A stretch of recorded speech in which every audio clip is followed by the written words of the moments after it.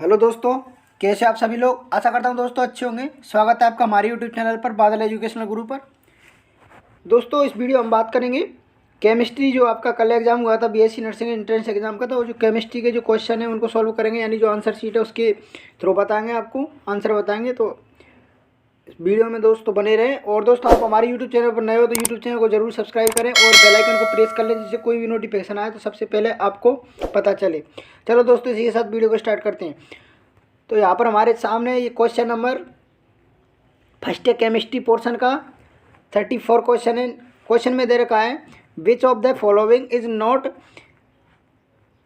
कंडेंसेंस polymer. तो कहने का मतलब ये है दोस्तों, निम्न में से संघनित बहुलक नहीं है। तो इसका करेक्ट आंसर क्या हो जाएगा, जो संघनित बहुलक नहीं है तो कौन सा नहीं है इनमें से संघनित बहुलक। इसका राइट आंसर हो जाएगा न्यूप्रीन। न्यूप्रीन इज ए राइट आंसर, ठीक है ना। इसका करेक्ट आंसर न्यूप्रीन हो जाएगा। नेक्स्ट क्वेश्चन देख लेते हैं। Phenol is less acidic then. तो इसका करेक्ट आंसर क्या हो जाएगा 35 का। फिनॉल किससे कम अम्लीय है, तो इसका करेक्ट आंसर हो जाएगा बी। बी करेक्ट आंसर हो जाएगा इसका O nitrophenol. O nitrophenol is correct answer हो जाएगा इसका बी। नेक्स्ट क्वेश्चन देख लेते हैं 36 का।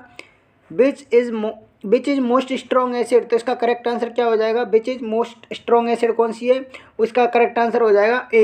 इज करेक्ट आंसर, ठीक है ना। सभी स्टूडेंट अपने अपने मिलान कर लीजिए किसने कितने आंसर सही किए थे। नेक्स्ट जो वीडियो आएगी वो उसमें आपका जो है फिजिक्स का जो पोर्शन है वो सारा कवर करवा देंगे, यानी तीनों सब्जेक्ट आपकी कवर हो जाएंगे, ठीक है ना। नेक्स्ट दे रखा है इसमें in the presence of catalyst the heat involve और absorb during the reaction is. तो इसका क्वेश्चन में क्या पूछ रखा है, अभिक्रिया में निकलने वाली ऊर्जा या अवशोषित ऊर्जा उत्प्रेरित को उपस्थिति में तो कैसी होती है दोस्तों, कम होती है, अधिक होती है, कम या अधिक हो सकती है, अपरिवर्तित हो सकती है। तो इसका करेक्ट आंसर हो जाएगा remain unchanged is a right answer. Right answer D हो जाएगा रिमेन अनचेंज्ड, ठीक है ना। रिमेन अनचेंज रहेगी, ठीक है ना, अपरिवर्तित रहेगी। नेक्स्ट क्वेश्चन देख लेते हैं।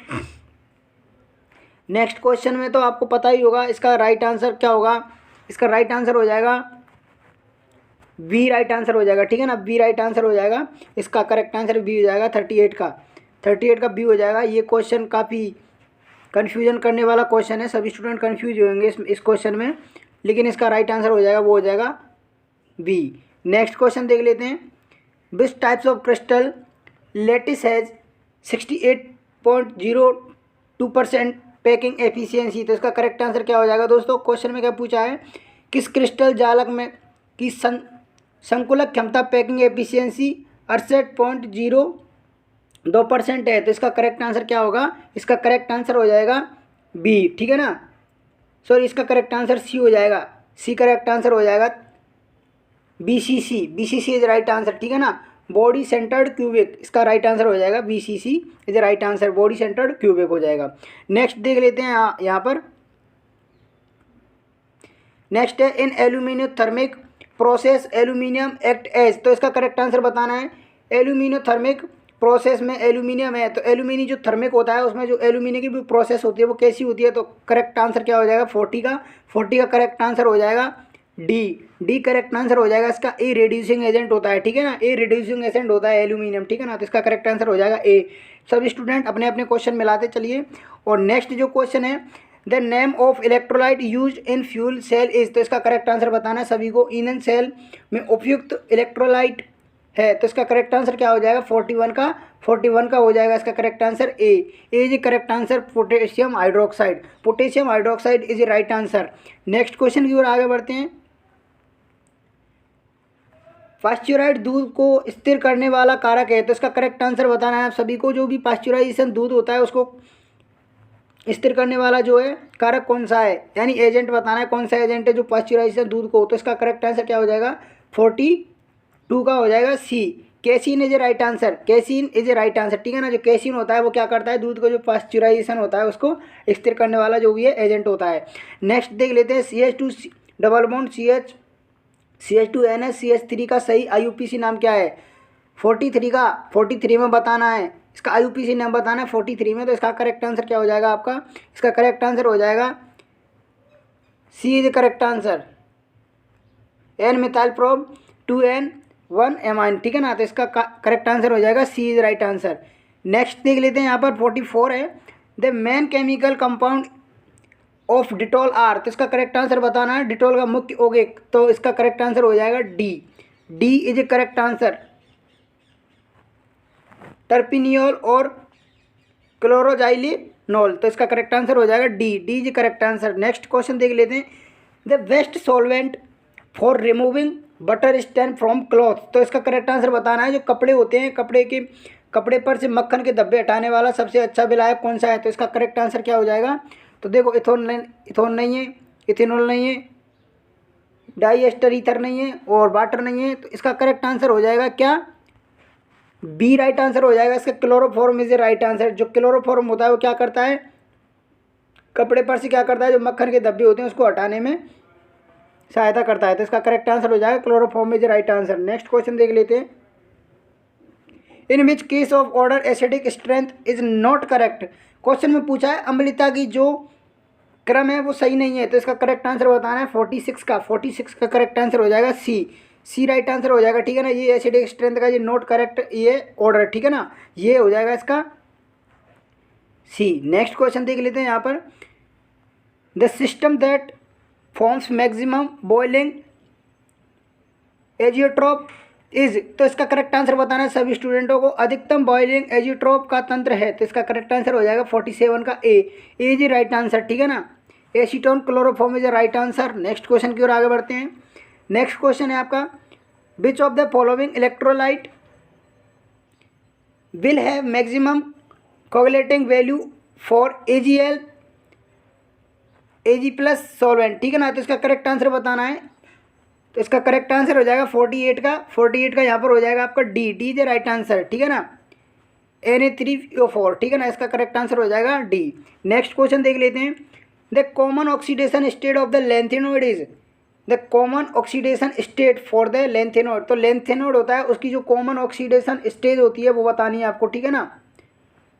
लैंथेनोइड की सामान्य ऑक्सीकरण अवस्था बतानी है, कहने का तात्पर्य ये है इसका, तो इसका राइट आंसर हो जाएगा, बिल्कुल ईजी था ये, तो इसका राइट आंसर हो जाएगा +3 इज राइट आंसर, तो सी राइट आंसर हो जाएगा इसका।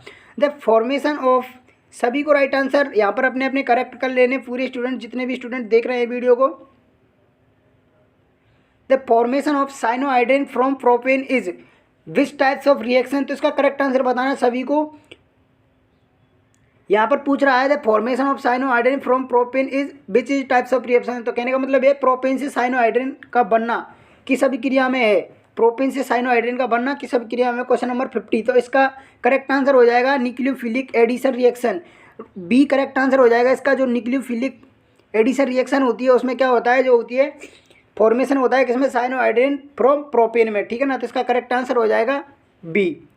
नेक्स्ट क्वेश्चन देख लेते हैं यहाँ पर, which of the following is an example of bisdi halide, तो इसका करेक्ट आंसर बताना है सबको, बिस्डाई हेलाइट का जो भी है फॉर्मेशन एक एग्जाम्पल बताना है, तो इसका करेक्ट आंसर क्या हो जाएगा 51 का, इसका करेक्ट आंसर हो जाएगा D is correct answer, D हो जाएगा इसका 1,2-डाइब्रोमोएथेन, इसका करेक्ट आंसर हो जाएगा डी। नेक्स्ट देख लेते हैं, electronic configuration of transition element in 3+ oxidation studies 3D5 बाट इट्स एटॉमिक, तो इसका करेक्ट आंसर बताना है आपको सभी स्टूडेंटों को, 52 का राइट आंसर यहाँ पर हो जाएगा सी, करेक्ट आंसर हो जाएगा 26 इज ए राइट आंसर, ठीक है ना। नेक्स्ट क्वेश्चन की ओर आगे बढ़ते हैं, विच of the following doesn't not exist, तो सभी को राइट आंसर बताना है। क्वेश्चन में क्या पूछा है, which of the following doesn't not exist, यानी किस में से इसका अस्तित्व नहीं है, किसका अस्तित्व नहीं है, तो इसका करेक्ट आंसर क्या हो जाएगा 53 का राइट आंसर हो जाएगा यहाँ पर D is a right answer, 53 का डी हो जाएगा। NEF का जो भी है कोई अस्तित्व नहीं है, ठीक है ना, इसका डी राइट आंसर हो जाएगा 53 का डी राइट आंसर हो जाएगा यहाँ पर। सभी स्टूडेंट या अपना चेक कर लेना एक बार। और नेक्स्ट जो दे रखा है, the reaction between the edges of cube and radius of the atom for BCC is, तो यहाँ पर मैंने बताया था अभी ऊपर एक क्वेश्चन था उसमें पूछा था BCC के बारे में पूछा था, यानी बॉडी सेंटर क्यूबिक के बारे में पूछा था, तो इसमें पूछ रहा है the reaction between the edges of cubic, ठीक है ना, एंड रेडियस यानी जो त्रिज्या है of atom for BCC is, तो इसका करेक्ट आंसर क्या होगा? शंकुन के किनारे और परमाणु की त्रिज्या का संबंध है, तो इसका क्या होगा? इसका राइट आंसर हो जाएगा बी करेक्ट आंसर हो जाएगा इसका, बी करेक्ट आंसर हो जाएगा। नेक्स्ट क्वेश्चन है, at equilibrium the rate of dissolution of is solid solute in A volatile liquid solvent is, तो इसका करेक्ट आंसर क्या हो जाएगा? साम्यावस्था पर किसी वाष्पीय द्रव्य का सॉलिड को विलय करने की दर होती है, तो क्या होती है? 55 का, तो इसका करेक्ट आंसर हो जाएगा 55 का, equal to the rate of crystallization, ठीक है ना। इसका करेक्ट आंसर हो जाएगा equal to the rate of crystallization, तो इसका करेक्ट आंसर डी हो जाएगा। नेक्स्ट देख लेते हैं यहाँ पर, the unit of rate of constant of zero order reaction, very good, बहुत बढ़िया क्वेश्चन है। क्वेश्चन में क्या पूछा है? The unit of rate constant of zero order reaction, ठीक है ना। तो इसका करेक्ट आंसर क्या हो जाएगा? इसका करेक्ट आंसर बी हो जाएगा, बी करेक्ट आंसर हो जाएगा इसका, mole litre second is a right answer. Next question देख लेते हैं, काफ़ी लंबा हो गया है।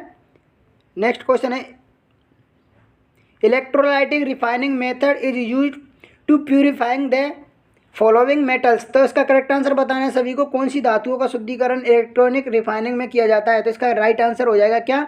ए हो जाएगा, ठीक है ना। Zinc and copper is a right answer. Next देख लेते हैं, विच of the following reaction will not result in the formation of carbon bond, तो जो भी अभिक्रिया है वो कार्बन बंध नहीं बनेगा। कौन सी अभिक्रिया का कार्बन बंध नहीं बनेगा? 58 का बताना है, तो इसका करेक्ट आंसर हो जाएगा B is right answer. Cannizzaro reaction होती है उसका नहीं बनेगा, कार्बन बॉन्ड नहीं बनेगा, ठीक है ना। नेक्स्ट देख लेते हैं यहाँ पर, विच ऑफ द फॉलोइंग एल्केन halide will undergo SN1 reaction most rapidly, तो सभी को राइट आंसर बताना है, इसका करेक्ट आंसर बताना है सभी को। तो इसका करेक्ट आंसर आपने जहाँ तक सही किया होगा, इसका करेक्ट आंसर हो जाएगा D is correct answer. Next question के लिए आगे बढ़ते हैं। नेक्स्ट क्वेश्चन है, the disease xerophthalmia is caused by the deficiency of vitamin, तो कौन सी विटामिन के कारण जो हुई है जीरोप्थैलेमिया जो डिजीज होती है वो होती है, तो इसका करेक्ट आंसर हो जाएगा ए, विटामिन ए की कमी के कारण होती है जीरोप्थैलेमिया, ठीक है ना। जीरोप्थैलेमिया जो डिजीज होती है वो विटामिन ए की कमी के कारण होती है। Which of the following is not tetrahedral in shape, तो इसका करेक्ट आंसर बताना है tetrahedral in shape, not tetrahedral in shape, तो टेट्राहाइड्रल शेप का कौन सा नहीं है इनमें से, तो इसका करेक्ट आंसर हो जाएगा डी इज राइट आंसर हो जाएगा इसका, NH4 is right answer. Next देख लेते हैं, Ziegler Natta catalytic is a TiCl4 dissolve in, तो इसका सभी राइट आंसर कमेंट करना है सभी स्टूडेंटों को 63 का, तो इसका करेक्ट आंसर क्या हो जाएगा? Triethyl aluminium is right answer, ठीक है ना, triethyl aluminium is right answer हो जाएगा इसका। नेक्स्ट क्वेश्चन देख लेते हैं, विच of the following compound will react with aqueous sodium hydroxide solution, तो निम्न में से कौन सा यौगिक सोडियम हाइड्रोक्साइड की जलीय विलायक के साथ अभिक्रिया करेगा, तो इसका करेक्ट आंसर बताना है, तो इसका करेक्ट आंसर हो जाएगा आपका डी हो जाएगा C6H5OH होता है, वो किसके साथ अभिक्रिया करता है? किसके साथ करता है? एक्वस सोडियम हाइड्रोक्साइड के साथ, ठीक है ना। तो इसका करेक्ट आंसर हो जाएगा ये डी वाला। नेक्स्ट देख लेते हैं, which one is a biodegradable polymer, तो सभी को राइट आंसर कमेंट करना है। ये कितना बहुत पूछा है, अपघटीय बहुलक है, जैव अपघटीय बहुलक कौन सा है, तो इसका करेक्ट आंसर क्या हो जाएगा? सी हो जाएगा, सी करेक्ट आंसर हो जाएगा इसका, लाइलॉन 2 नाइलॉन 6 हो जाएगा, इसका करेक्ट आंसर हो जाएगा सी। नेक्स्ट देख लेते हैं, what is the chemical formula of rust, तो जो भी होता है जंक होता है उसका केमिकल फॉर्मूला क्या होता है, तो इसका करेक्ट आंसर बताना है सभी को। तो इसका करेक्ट आंसर जहाँ तक सभी ने सही किया होगा, लास्ट क्वेश्चन था ये, Ap2O3XH2O, ठीक है ना, इसका राइट आंसर हो जाएगा ये। फिर यहाँ से आपके ये क्वेश्चन बायोलॉजी के स्टार्ट हो गए। बायोलॉजी का पोर्शन कल करवा दिया था, केमिस्ट्री का भी करवा दिया था, लेकिन अभी भी केमिस्ट्री का करवाना था, लेकिन कोई ना। और ये बायोलॉजी का इसका हो जाएगा 2, तो ये तो हमने करवा ही दिया था, इसका हो जाएगा सी, तो ये सारा पोर्शन करवा दिया। आई होप दोस्तों ये वीडियो आपके समझ में आया होगा। आगे बात करते हैं दोस्तों नेक्स्ट वीडियो में, जब तक के लिए धन्यवाद, thanks for watching, take care.